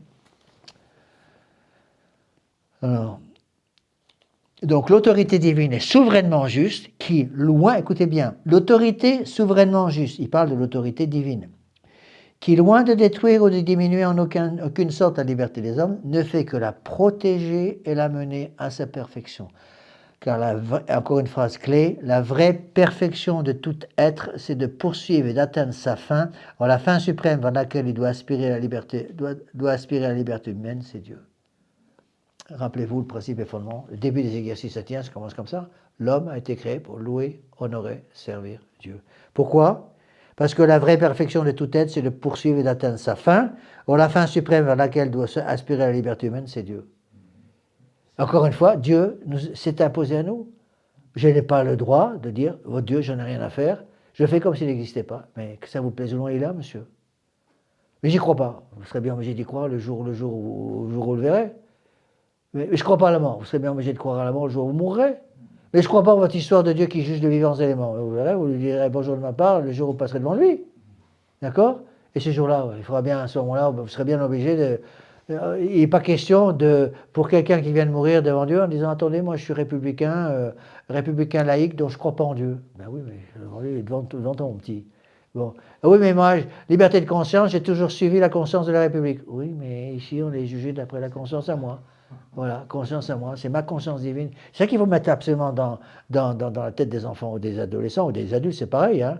N'oubliez pas qu'il y a... C'est pour ça que la liberté, c'est pour ça que l'Église catholique a condamné la liberté de conscience. Et alors ça c'est encore un point que les modernes ne peuvent pas voir en peinture. Si vous dites à un moderne, dans l'Église moderne ou dans l'État moderne, la liberté de conscience est condamnée par l'Église, alors là, ils sortent le Kalachnikov tout de suite. Vous n'êtes pas un peu fou, non? Liberté de conscience? Mais non, il n'y a pas de liberté de conscience, monsieur. Parce que le jour de votre mort, vous serez jugé selon la conscience divine, pas selon la vôtre. Et ça, c'est très, très difficile à mettre dans l'esprit des gens. Oui. Liberté de conscience, c'est l'égout collecteur de toutes les hérésies. Non, ça c'est moderniste, c'est vrai, mais cette expression, elle est de Saint-Pie X. Les modernistes, c'est l'égout collecteur de toutes les hérésies, c'est ce qu'il disait. La liberté de conscience, c'est une liberté de perdition et une insanité. C'est Pie IX, 1864, Quanta Cura, qu'on a déjà vu ensemble. D'accord ? Donc, tous ceux qui m'écoutent là sur Internet, 600, 700 personnes qui m'écoutent sur Internet, bon, très bien, de gracias, qui ont un peu de mal avec ces choses-là, parce qu'ils connaissent mal la doctrine de l'Église. Revenez, parce que je n'ai pas le temps de me relancer là-dedans, sinon je finirai jamais les chevaux depuis longtemps avant d'avoir terminé l'encyclique de Léon XIII. Bon, reprenez la grande encyclique fondamentale de Pie IX, Quanta Cura, El Syllabus, 1864, condamnation de la liberté de conscience. Bon. Et c'est sur le site internet. Les premières conférences du cours sur les actes du magistère, on est à la conférence numéro 136, je crois. Les 40 ou 50 premières, c'est sur le libéralisme et la liberté. Et là, je fais une analyse détaillée, non seulement de Quanta Cura, mais tout ce qui va avec. D'accord ? Et c'est par exemple dans la conclusion de Quanta Cura, qui s'appelle le syllabus, une liste de 80 propositions condamnées par l'Église, il s'est mis en toutes lettres. Donc la proposition, je crois que c'est la 55 qui dit « l'Église et l'État doivent être séparés, condamnés par l'Église ». Dernière proposition numéro 80, qui dit « le pape, vicaire de notre Seigneur Jésus-Christ, doit se réconcilier avec le monde moderne, le libéralisme et le progrès », condamné par l'Église. Condamné par l'Église. Alors évidemment, même en 1864, quand Pie XII a publié son encyclique, ouf, il y a eu du bruit dans les coursives. À tel point qu'après, c'était quand Saint Pie X a été canonisé par... Pie X, c'est un peu le même genre. Saint Pie X canonisé par Pie XII en 1955, je crois. Il a été canonisé par Pie XII, heureusement qu'il l'a canonisé, parce qu'il n'aurait jamais été canonisé après. C'était, je ne sais plus qui était ce ministre qui avait dit « Ce saint n'est pas de ma paroisse. » Ce saint n'est pas de ma paroisse. Voilà. Parce qu'évidemment, ce saint n'est pas de ma paroisse. Vous voyez ?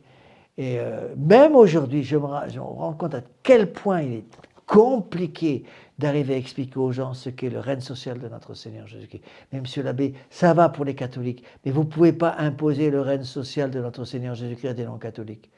Notre Seigneur Jésus-Christ, il a créé aussi les non-catholiques, je suis désolé.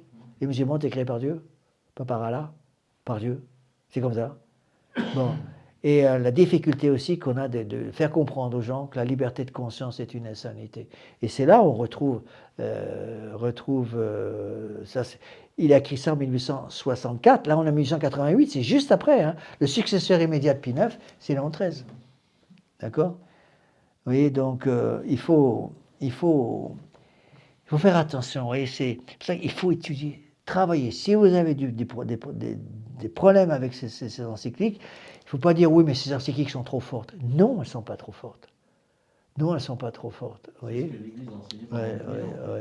Ouais. Là, j'ai reçu une lettre. J'ai reçu une lettre d'injure de 16 pages d'un inconnu que je ne connais pas. 16 pages d'injure. Bon, je ne vous dis pas parce que j'ai même pas lu la lettre. Parce que j'ai commencé à lire les 2 premières pages, après je ne sais pas qui c'était. Mais furieux parce que j'avais publié dans le site internet, entre autres, une lettre sur la mentalité contraceptive où j'analyse les grandes encycliques de Pie XI, Classic Connubii sur le mariage chrétien, et la déclaration de Pie XII aux sages-femmes de 1951. Furieux en disant l'Église a fait un mal considérable en interdisant la pilule contraceptive. Il y a des tas de gens qui sont divorcés à cause de vous, à cause de gens comme vous qui défendez ces principes-là. Absolument furieux. Il a analysé toutes mes lettres, il en a pris une dizaine, et à chaque fois des injures. J'ai tout effacé, je n'ai même pas répondu. Je ne vous dirai pas avec une vulgarité en plus, à faire rougir un bandit. Ah, oh mon Dieu. Mais alors, 16 pages d'injures, le gars. J'ai dit, je réponds, monsieur, vous avez manifestement beaucoup de temps, moi j'ai pas le temps, au revoir. Et puis j'ai même pas répondu. Parce que c'est même pas le coup. Il faut surtout pas rentrer dans ces histoires-là. Alors, on continue. Je reprends là les textes que je suis en train d'expliquer. Donc, la liberté humaine suppose la nécessité d'obéir à une règle suprême et éternelle. Encore 20 minutes. C'est des cours d'1 heure et demie. La liberté humaine suppose la nécessité d'obéir à une règle suprême et éternelle. Cette règle n'est autre que l'autorité de Dieu nous imposant ses commandements, ses défenses. Autorité souverainement juste, qui, loin de détruire ou de diminuer en aucune sorte la liberté des hommes, ne fait que la protéger et l'amener à sa perfection. Donc la loi aide à la perfection de notre nature. Car la vraie perfection de tout être, c'est de poursuivre et d'atteindre sa fin. Or, la fin suprême vers laquelle doit aspirer la liberté humaine, c'est Dieu. L'homme a été créé pour Dieu. C'est la première chose qu'on explique aux exercices de Saint Ignace, les principes et fondements. L'homme a été créé pour louer, honorer, servir Dieu, par ce moyen sauver son âme. Voyez ? D'où il suit qu'il a le droit d'utiliser les créatures qui sont autour de lui, autant que ces créatures l'aident à atteindre la fin pour laquelle il a été créé, et doivent être éliminées, autant que, pas plus que, si ces créatures sont pour moi un obstacle. Voyez ? Et c'est là tellement important que ce principe et fondement, c'est le début des exercices de Saint Ignace. C'est pour ça que quelqu'un qui n'arrive pas au début, on ne peut pas le prendre. Hein. Quelqu'un qui a raté le principe et fondement ne peut plus rien comprendre. Voyez ? Alors, on continue avec le texte de Léon XIII. Ce sont les préceptes de cette doctrine très vraie et très élevée, connus même par les seules lumières de la raison, que l'Église, instruite par les exemples et la doctrine de son divin auteur, a propagé et affirmé partout, et d'après lesquels elle n'a jamais cessé de mesurer sa mission et d'informer les nations chrétiennes. Alors là, attention, il explique bien que on peut atteindre ces vérités par les seules lumières de la raison. C'est ce que j'ai expliqué à la dernière réunion du tiers-ordre, les preuves de l'existence de Dieu. C'est-à-dire que, attention, il ne faut pas tomber dans ce qu'on appelle le fidéisme. Le fidéisme, c'est une hérésie condamnée par l'Église, qui dit qu'il faut la foi pour prouver l'existence de Dieu. C'est faux. Il faut la vertu de foi pour prouver l'existence de Dieu. C'est faux parce que c'est dans notre nature humaine. Et des païens peuvent arriver à la preuve de l'existence de Dieu, par exemple par l'ordre du monde, par exemple par la preuve par le mouvement, par les degrés d'être, etc. C'est-à-dire en voyant l'ordre qui existe dans le monde, on est bien obligé d'arriver à quelqu'un qui a mis cet ordre en place. Bon, s'il y a une montre qui marche sur ma table, qui m'indique l'heure, c'est qu'il y a un horloger qui l'a faite. Bon, oui. Et là, encore une fois, on voit très bien pourquoi dans le monde moderne, surtout dans la République française, ils poussent tellement pour empêcher les enfants d'avoir accès au créationnisme. Voyez, et c'est quand même malheureux d'arriver là, on a mis sur, je ne sais pas qui a mis ça sur le petit site de la paroisse, un petit un petit truc intéressant qui disent que 78% des catholiques aux États-Unis sont en faveur de l'avortement. Oui. Alors que, je ne sais plus combien c'était, 25% seulement des protestants le sont. Donc les protestants sont plus proches de la loi naturelle maintenant que nous. Enfin, on arrive au monde à l'envers, d'accord. En ce qui touche les mœurs, continue Léon XIII. En ce qui touche les mœurs, les lois évangéliques, non seulement l'emportent de beaucoup sur toute la sagesse païenne, mais elles appellent l'homme et le forment vraiment une sainteté inconnue des anciens et le rapprochant de Dieu. Elles le mettent en possession d'une liberté plus parfaite. Donc en suivant les lois évangéliques, c'est-à-dire en suivant la loi naturelle, en suivant la loi éternelle qui est manifestée par la loi naturelle, en suivant les lois évangéliques, je me mets en possession d'une liberté plus parfaite. C'est-à-dire que quand quelqu'un, le monde moderne est dans les pattes du démon jusqu'au cou, en fait ils sont des esclaves. C'est une servitude. Si on arrive par la confession à les sortir du péché, on leur rend la liberté. C'est difficile d'en sortir vraiment pour les gens qui sont... Ah ben, vous ne croyez pas que le démon va se laisser faire comme ça? Hein, le démon va se laisser faire comme ça. Rappelez-vous l'histoire que j'aime beaucoup, j'explique tout le temps en traite, l'histoire de Saint François.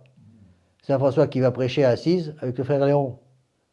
Donc il va prêcher à Assise, la ville d'Assise, et puis à l'entrée de la cité d'Assise, qui est entourée d'un rempart, il y a une tour, il voit un vieux démon tout à moitié endormi au sommet de la tour qui a gardé la ville, et puis qui était à moitié endormi. De temps en temps, paf, il donnait un ordre. Moi, il ne comprend pas. Et puis il prêche à Assise, et puis il ressort de la ville, le démon est toujours là-haut, et puis il va dans son monastère qui était un peu plus loin, dans un petit vallon, et donc il remarche pour rentrer au monastère, et à ce moment il arrive au-dessus du monastère, et il voit sur les toits du monastère une multitude de démons, et que des jeunes en pleine force de l'âge, qui étaient en train d'houspiller ces pauvres moines à longueur de journée, parce qu'ils suivaient la vie de la grâce. Oui. Maintenant, je suis obligé, là, je prépare actuellement 3 baptêmes d'adultes, et maintenant, j'insiste beaucoup là-dessus. Les personnes me demandent le baptême, disant attention, on demande le baptême, très bien. Si vous connaissez bien votre catéchisme, je vais vous baptiser, mais je vous préviens, si vous êtes baptisé, vous allez devenir un gibier de choix pour le démon. Et devenant un gibier de choix pour le démon, ben vous allez avoir beaucoup plus de tentations qu'avant. Parce que beaucoup de gens ont une fausse idée. Ils me disent, mais je vais être baptisé parce que vous comprenez, une fois que je serai baptisé, je serai tranquille, je n'aurai plus de tentation parce que le démon va s'enfuir. Ah, attention, madame, mademoiselle, monsieur, c'est le contraire. Vous allez vous demander le baptême, du coup, le démon va devoir s'occuper de vous beaucoup plus qu'avant. C'est un peu la même chose d'ailleurs aussi, à un autre degré, avec les gens qui ont passé 40, 50, 60, 70 ans, 80 ans, je ne sais pas combien, sans se confesser. Puis un jour, ils se confessent. Ou même des jeunes, parfois, qui ont passé 5, 10, 20 ans sans se confesser, ils se confessent, font une bonne confession générale. Mais monsieur l'abbé, maintenant je vais avoir la paix. Non, attention, c'est pas comme ça que ça se passe. Vous allez avoir une paix certaine parce que vous allez trouver l'état de grâce. Mais il ne faut pas croire que le démon va vous ficher la paix. Au contraire, le démon va vous houspiller constamment parce qu'il fait tout pour vous détruire ceux qui suivent notre Seigneur Jésus-Christ. D'accord ? Donc les lois évangéliques mettent l'âme, en possession d'une liberté plus parfaite. Si ce n'est, monsieur l'abbé, qu'au bout d'un certain temps, quand même, on peut espérer qu'on décourage le démon. Ben oui, à 95 ans, moi je vois toutes ces dames, là, quand je vois ma vieille maman qui a 95 ans à l'EHPAD, là, toutes ces dames, elles sont comme ça, à moitié endormies devant de la télévision en plus, à longueur de journée. Bon, ben, il est sûr qu'à 95, 100 ans, bon, ben, la plupart de ces personnes ne peuvent plus commettre de péché parce que, ben, tout simplement. Mais le problème, c'est que c'est pas elles qui ont quitté le péché, c'est le péché qui les a quittés, en quelque sorte. Mais c'est pour ça qu'il ne faut pas attendre d'être très très âgé pour faire les conventions générales. Hein. Sacrement régulier. Ah, c'est sûr. Ben, attention, il y a une joie de l'état de grâce, c'est autre chose. Il y a une joie de l'état de grâce, vous voyez. Et c'est ça qui me fait. C'est pour moi une grande joie quand ça arrive assez régulièrement des gens qui me téléphonent. C'est l'abbé. J'ai besoin de me confesser. Bon, très bien, venez quand vous voulez. Monsieur l'abbé, est-ce que je peux venir maintenant? Ben, écoutez, venez tout de suite, vous êtes là dans 5 minutes? Non, monsieur l'abbé, j'ai 4 heures de route. 4 heures de route, allez? Oui, monsieur l'abbé. Je me confesse et je repars. 8 heures de route. Quand je vois quelqu'un qui fait 4 heures de voiture pour venir se confesser, je peux donner l'absolution les yeux fermés. Hein. Les yeux fermés. Ces gars-là, il a compris ce que c'est que le péché, il a compris ce que c'est que l'amour du bon Dieu. Vous voyez, et retrouver l'état de grâce. Et les gars qui font 4 heures de voiture, c'est un exemple, 4 heures de voiture pour venir se confesser, ils ont compris l'importance du péché. L'importance du péché, comment important c'est de retrouver justement l'union avec notre Seigneur Jésus-Christ par la grâce sanctifiante. D'accord ? C'est ainsi, je continue le texte de Léon XIII, bon, c'est un peu quand même, c'est ainsi qu'a toujours éclaté la merveilleuse puissance de l'Église pour la protection et le maintien de la liberté civile et politique des peuples. Ces bienfaits en ce genre n'ont pas besoin d'être énumérés. Il suffit de rappeler l'esclavage, cette vieille honte des nations païennes que ses efforts, surtout et son heureuse intervention, ont fait disparaître. C'est l'Église qui a supprimé l'esclavage. Hein. On n'a pas été à Rome, l'État de Rome, sous notre Seigneur Jésus-Christ, au moment où Saint Paul est à Rome, Saint Pierre était à Rome, mais c'était, j'ai lu quelque part la proportion, mais c'était quelque chose comme 1 sur 1000. C'est-à-dire un homme libre pour 1000 esclaves, ou presque. C'était des milliers et des milliers d'esclaves, et qu'est-ce quelques hommes libres qui avaient littéralement droit de vie et de mort sur leurs femmes, sur leurs enfants, sur les esclaves. Hein. Mais les Romains, c'était comme ça. Hein. Et c'est l'Église catholique qui, petit à petit, a mis des siècles et des siècles et des siècles pour supprimer l'esclavage. Supprimer l'esclavage, vous voyez. Et l'esclavage existe encore, hein, encore actuellement, avec l'islam. En Mauritanie, entre autres. J'ai lu un article là-dessus qu'en Mauritanie, il y a encore de l'esclavage. Hein. Et en France, il y a de nouveau des esclaves. Les gens sont esclaves de leur écran, sont esclaves complètement déconnectés du réel et esclaves, donc, d'accord. Donc, l'équilibre des droits, comme la vraie fraternité entre les hommes, c'est Jésus-Christ qui l'a proclamé le premier. Mais à savoir répondu celle de ses apôtres, déclarant qu'il n'y a plus ni juif, ni grec, ni barbare, ni scythe, mais que tous sont frères dans le Christ. Vous voyez donc notre Seigneur Jésus-Christ, c'est celui qui ramène la véritable liberté. L'amour de Dieu, c'est la liberté de Christ. Et c'est cette phrase extraordinaire de l'Évangile ou de Saint Paul, je ne sais plus, la liberté du Christ vous délivrera. C'est cette liberté qui vous délivre. C'est la seule solution pour trouver la joie de vivre, c'est de suivre notre Seigneur Jésus-Christ. Vous voyez ? Et ça n'empêche pas la croix. Parce que la croix est partout. Hein. Ça n'empêche pas la croix, mais je l'ai vu, je ne sais pas combien de fois, quand je parle un petit peu avec des gens qui cherchent un petit peu à discuter. Mais le problème, c'est que souvent, ça reste lettre morte. On discute quelques minutes, et puis ils partent, et puis... Ils ont peur de la croix aussi. Ben, c'est parce qu'ils ont peur de changer de vie. Ils se rendent compte qu'ils vont devoir changer. Je le ferai plus tard. Voilà. Parce que mais parfois, ça arrive. Hein. Il n'y a pas très longtemps, ça m'est arrivé, je prenais de l'essence. Je prends de l'essence et une pompe, à côté, j'étais à Leclerc. À côté, une dame qui prenait l'essence. Et puis, elle m'a vu en soutane, et puis elle a commencé à parler. On a parlé un peu. Et elle avait besoin de se confesser, c'était clair et net. Et je lui ai donné mon numéro, j'ai dit, vous m'appelez, et puis on prend un rendez-vous. Et puis c'était lettre morte, elle ne m'a plus jamais rappelé. Vous voyez ? Parce que les gens ne sont pas fous, ils se rendent compte, si je suis notre Seigneur Jésus-Christ, du verbe suivre, si je suis notre Seigneur Jésus-Christ, il va falloir que je change. Et puis 9 fois sur 10, c'est problèmes matrimoniaux. Problèmes matrimoniaux. Et ça, c'est le drame, parce que même je suis obligé de faire très attention, par exemple, quand des adultes me demandent pour le baptême. Bon, ils me demandent pour le baptême, ils me disent, Monsieur l'abbé, est-ce que vous pourriez me baptiser? Très bien. Alors, on prépare au baptême, et puis ils viennent me voir. Je dis, bon, monsieur l'abbé, je voudrais être baptisé. Et puis on discute un peu. Et puis je dis, attention, je suis obligé tout de suite de vérifier les situations matrimoniales, tout de suite. Puis je me rends compte que le gars, il vit en concubinage avec quelqu'un avec lequel il n'est pas encore marié, avec laquelle il peut se marier parce qu'elle n'a jamais été mariée avant, lui aussi. Bon. Je dis, mais attendez, je ne peux pas vous baptiser si vous vivez en concubinage. C'est une contradiction. Parce que baptiser, ça veut dire quoi? Je mets le démon dehors pour suivre notre Seigneur Jésus-Christ. Donc je vais vivre en état de grâce et vous vivez tranquillement en état de péché mortel. Ah mais je voudrais être baptisé d'abord et puis après, plus tard, on verra pour le mariage. Non mais attendez, je veux bien vous baptiser à condition que jusqu'au mariage, vous me promettiez sur l'honneur que vous allez vraiment vivre comme frère et sœur. Et s'ils ont 20 ans, je dis non. Vous voyez? Tout ça, c'est tellement important pour aider les gens à comprendre. Parce que le baptême efface les péchés. Et le baptême efface ses péchés à condition, attention, le baptême efface ses péchés à condition qu'on regrette ses péchés. Mais le regretter, il ne veut pas. Bon, en fait, la phrase est mauvaise. Le baptême efface tous les péchés, mais quelqu'un qui... C'est un peu compliqué parce que quelqu'un qui vit dans le concubinage, par exemple, et qui est baptisé, est-ce que le baptême est valide en tant que tel? Oui. Parce qu'il y a matière, la forme et l'intention. La matière, c'est l'eau baptismale. La forme, je te baptise dans du Père, du Fils et du Saint-Esprit. Et l'intention, c'est de recevoir le baptême pour effacer le péché originel. Strictement parlant, le baptême est valide, mais c'est un sacrement qui est valide, qui est illicite et qui est sans fruit. Bien distinguer ces trois choses. Ça répond à des tas de questions qu'on nous pose tout le temps. Un baptême peut être valide ou invalide.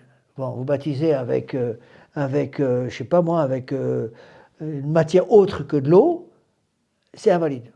Bon, licite ou illicite. Est-ce que vous avez le droit d'être baptisé dans ces conditions en restant dans le péché? Non, le baptême est illicite. Troisièmement, est-ce que le baptême est avec fruit ou sans fruit? Pour que les fruits du baptême puissent être récupérés, il faut avoir quitté le péché, vous voyez. Et c'est pareil pour tous les sacrements, vous voyez. C'est comme l'autre exemple qu'on donne aussi dans ce domaine, c'est l'exemple de la Sainte Communion. Je donne la communion à quelqu'un qui, par exemple, est dans un tel péché mortel. Est-ce que notre Seigneur Jésus-Christ est dans l'hostie que je donne? Oui. Oui. C'est pour ça que c'est une communion sacrilège. Il y a des gens qui pensent que, mais monsieur l'abbé, vous donnez une hostie consacrée avec la présence de notre Seigneur Jésus-Christ, son corps, son sang, son âme et sa divinité, à quelqu'un qui est en état de péché mortel, il ne soit pas notre Seigneur. Attention, justement là, le sacrilège. Il reçoit volontairement notre Seigneur Jésus-Christ dans une âme qui est fermée à double tour. Notre Seigneur ne rentre pas dans l'âme. C'est ça le sacrilège. Vous voyez? Donc il faut faire, encore une fois, bien attention à tout cela. D'accord? Alors, où est-ce que j'en suis?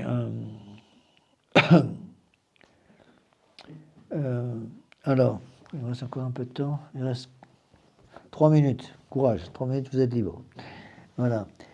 Sur ce point, l'ascendant de l'Église est si grand et si reconnu que partout où elle pose le pied, on en a fait l'expérience, la grossièreté des mœurs ne peut subsister longtemps. D'accord? Et ça, c'est un drame. Je ne sais pas trop comment faire. Parce que on a un énorme problème. Moi, j'ai un énorme problème en tant que prêtre parce que, je vous donne un exemple, c'est arrivé il n'y a pas longtemps. Personne ne m'a dit, monsieur l'abbé, j'ai écouté votre conférence sur le péché ou je ne sais pas quoi.